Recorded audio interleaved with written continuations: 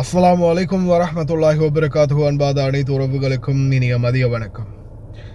துபாயில் திடீரென சைரன் சத்தம். ஈரான் பதிலடி யாருக்கு கொடுக்க போகிறது? மீண்டும் நிலைமை மோசமான சூழலை எட்டுகின்றது. போனவங்க திருப்பி வர்றது நல்லம், போக இருக்கிறவங்க வேகமாக போகிறது நல்லம் அப்படின்ற நிலைமைக்கு தள்ளப்பட்டிருக்குது. பல முக்கியமான தகவல்கள் கிடைச்சிருக்கு. அதில் முதல் தகவல் என்னென்னு பார்த்தீங்கன்னா, நேற்றைய தினம் யுஏஇயில் திடீர்னு யுனைடெட் அரப் எமிரேட்ஸில் திடீர்னு சைரன் அலாரம் பல இடங்களில் ஒலிச்சிருக்குது. இந்த சைரன் அலாரத்தோட பல சோஷியல் அவேர்னஸ், இனி இப்போ நான் இருக்கும்போது என்னுடைய இடத்துல சைரன் அலாரம் ஒலிக்குதுன்னா உடனே நான் செய்வேன், வீடியோ போடுவேன். இது மாதிரி பலரும் தங்களுடைய அவேர்னஸ் அலர்ட்டை பதிவு செஞ்சுருக்கிறாங்க.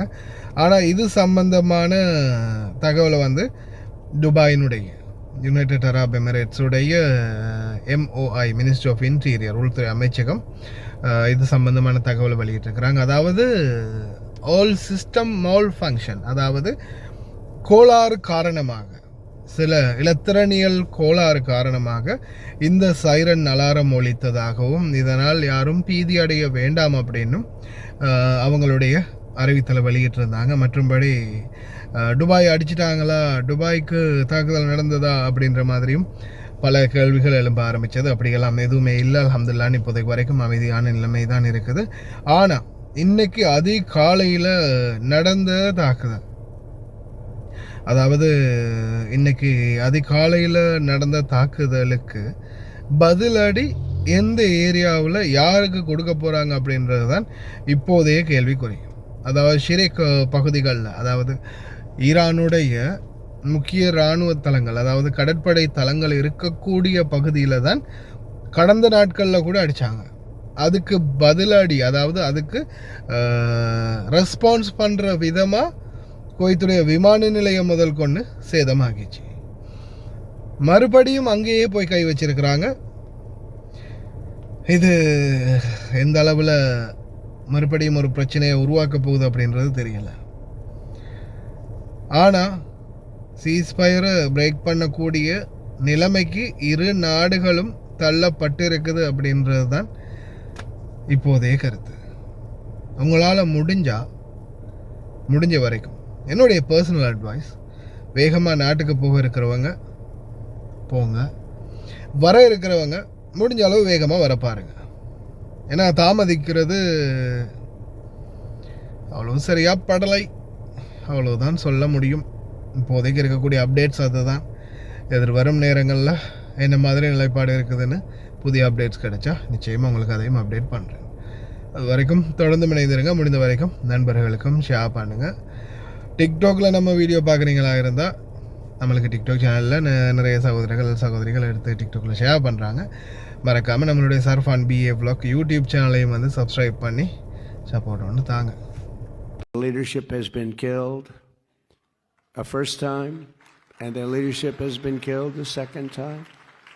And nobody wants to be the leader of Iran anymore. They said, who would like to be the president? And everyone said, no, thank you. It's amazing. And then the fake news, like the New York Times, which is a failing publication. But the fake news, ABC, so bad. ABC television network, fake ABC, NBC, CBS, CNN. They actually said for a little while, it didn't play well, that Iran was much stronger today than it was 4 months ago. Think of it. They have no navy. They have no... They said they're stronger. They're dying to make a deal. They're giving us a lot. This should have been done over the 47-year period that they've reigned with terror.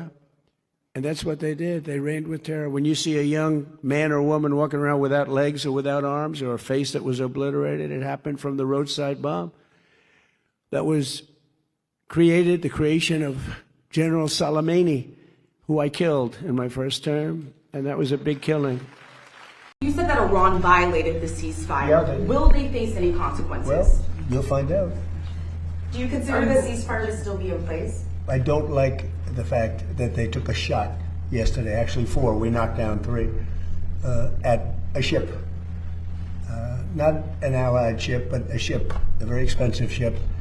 And it was fine, but it took a little beating. They shouldn't be doing that, so you'll find out. Will the U.S. You'll find out Will the exactly. U.S. respond? What is your message to Will I Iran? respond? You're going to find out. Sir, why do you think they did that if the talks, you've said repeatedly they're going well? What do you think the motivation is for attacking the ship? They're a little bit different. That's why I think of it. 47 years, no president did what we're doing. So you just asked a question, you'll find out. خطوط حمراء طالما اعتبرت محرمة في حسابات الصراع الإقليمي، لكنها سقطت تباعا خلال الأشهر الأخيرة لتدفع المنطقة نحو مرحلة جديدة يصعب معها العودة إلى قواعد الاشتباك السابقة.